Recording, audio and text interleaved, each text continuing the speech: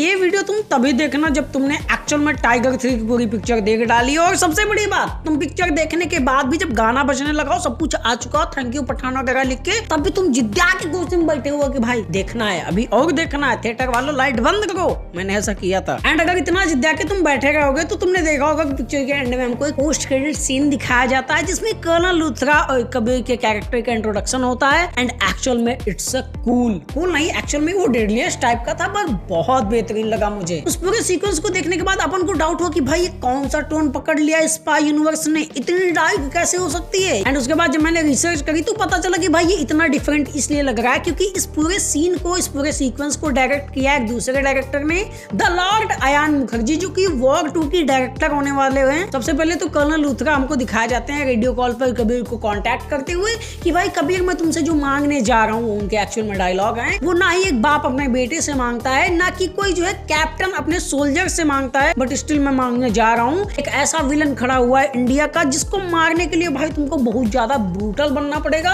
क्योंकि वो एकदम कट्टर आदमी है। और सबसे बड़ी बात ये है कि वो इतना बड़ा शैतान है कि उसको मारने के लिए तुम्हें उतनी ही ज्यादा गंदगी में घुसना पड़ेगा। एंड उस नल में घुसने के बाद अगर तुम वहां से जिंदा बच भी गए तो हो सकता है कि तुम अपने आप को कभी माफ ना कर पाओ क्योंकि तुमने इतने पाप कर डाले हो उस बंदे को पकड़ने या चीज करने के चक्कर में। और कहता भी है कि भाई शैतान को मारते मारते कहीं तुम खुद ना शैतान बन जाना। एंड जो पूरा सीक्वेंस हमको दिखाया जाता है जिसमें कबीर की एंट्री होती है, वो थोड़े बहुत एक्शन के शॉट्स वगैरह, वो देख के ऐसा पता चलता है कि भाई ये कोई फॉरेन कंट्री की एक्चुअल में जो है लोकेशन है और वहां का जो एक्चुअल में एकदम डेडलीस्ट माहौल दिखाया है, वो दिखाया कि वॉर 2 कितनी ब्रूटल होने वाली है क्योंकि इस पिक्चर के अंदर जो मेन विलन होगा वो भाई बहुत ज्यादा खतरनाक और बवाल होगा। हालांकि मैं बवाल वाले लेवल की चीज पर एक चीज और कहना चाहूंगा कि वायरफ भैया, वायरफ चाचा, जो भी तुम हो, एक बात समझ लो कि बवाल के नाम पर प्लीज पाकिस्तान का कोई विलन लेके ना खड़ा कर देना कि फिर से पाकिस्तानी आ गया, फिर वही इंडिया पाकिस्तान का मसला। एक्चुअल में ये अब थोड़ा बहुत हो गया है एंड तुम्हें ये करना भी नहीं चाहिए क्योंकि तुमने टाइगर 3 के अंदर दिखा दिया कि पाकिस्तान और इंडिया के साथ अभी थोड़ा बहुत समझौता हो गया है। वहाँ की प्राइम मिनिस्टर अब वो वॉर वाली नहीं है कि लड़ाई वड़ाई चाहती है, अपनी डिफेंस का बजट भी कम कर देंगी। तो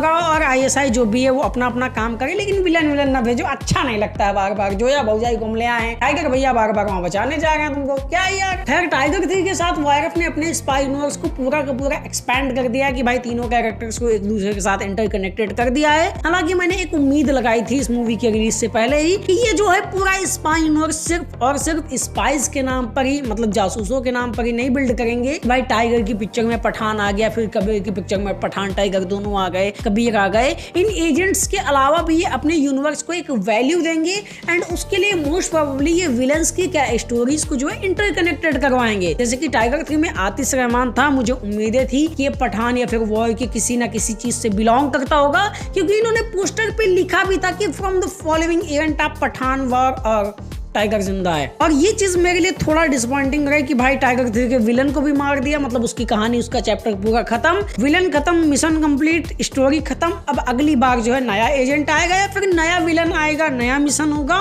एंड नई स्टोरी होगी। ये हर बार की तरह चलने वाला है। और जो इंटरकनेक्शन के नाम पर भाई सिर्फ तीनों कैरेक्टर्स का इंट्रोडक्शन या फिर यूं बोलने की वॉर 2 का एक्चुअल में टीजर टाइप में डाला है पोस्ट क्रेडिट सीन के तौर पे, तो वो मुझे थोड़ा सा अच्छा नहीं लगा कि भाई अगर कनेक्शन दिखाते तो अच्छा होता। बट स्टिल वायरफ का अपना एक स्पाई यूनिवर्स बिल्ड करने का तरीका है, वो कैरेक्टर्स को नहीं बल्कि मेन कैरेक्टर्स को ही जोड़ना चाहते हैं। मतलब कि कबीर, पठान और इन्हें टाइगर से ही मतलब है, बाकी स्टार कास्ट से ज्यादा इनको मतलब नहीं है। ये नई नई स्टोरीज बनाते रहेंगे तो ठीक है भाई। हालांकि मैं अभी पूरी तरह से हथियार नहीं डालना चाहूंगा, मुझे अभी भी थोड़ी उम्मीदें हैं कि वायरफ चाचा आगे चल के पिक्चरों की स्टोरीज को इंटरकनेक्टेड करना सीखेंगे। अभी मे भी उनका ये प्लान रहा हो कि भाई अभी हम केवल कबीर को इंट्रोड्यूस करवा देते हैं स्पाई यूनिवर्स में कि तीनों साथ में है, तीनों एक पिक्चर में, मतलब टाइगर 3 के अंदर पठान भी आ जाता है, एट द एंड हमको कबीर दिखाई दिया जाता है, भले वो उन दोनों के साथ ना हो तो ये कनेक्शन स्थापित हो गए। अब वॉर 2 के जो है डायरेक्ट कनेक्शन दिखा सकते हैं वो टाइगर वर्सेस पठान में, जो कि उनकी स्पाई यूनिवर्स की अगली पिक्चर है, या फिर जो फीमेल लीड कैरेक्टर्स आने वाले हैं उनको भी थोड़ा थोड़ा करके वो इंट्रोड्यूस करवाएं। जिम की जो बैक स्टोरी के बारे में बातें हुई थी वो सब चीजें करें तो कहीं ज्यादा मजा आएगा। क्योंकि कितनी बार हम वो कैमियो देख के तालियां बजा लेंगे कि भाई शाहरुख खान साहब आ गए 5 मिनट के लिए, मजा आ गया, सलमान खान साहब 5 मिनट के लिए आ गए, मजा आ गया। एक न एक दिन तो वो रिपीटेड लगने ही लगेगा। तो तुम्हारा इन सारी चीजों पर क्या कहना है, स्पाई यूनिवर्स की इस बिल्डअप पे क्या कहना चाहते हो, और सबसे बड़ी बात कि भाई का वीडियो तुम्हें कैसा लगा, तुम कमेंट सेक्शन में बताओ। अच्छा लगा तो इसको लाइक कर दो, शेयर कर दो और चैनल को सब्सक्राइब करो भाई। मिलेंगे किसी अगले वीडियो में। कैटरीना फौजी की जय, ये क्या मैं बोल रहा हूँ, छोड़ो। ओके बाय, जय हिंद।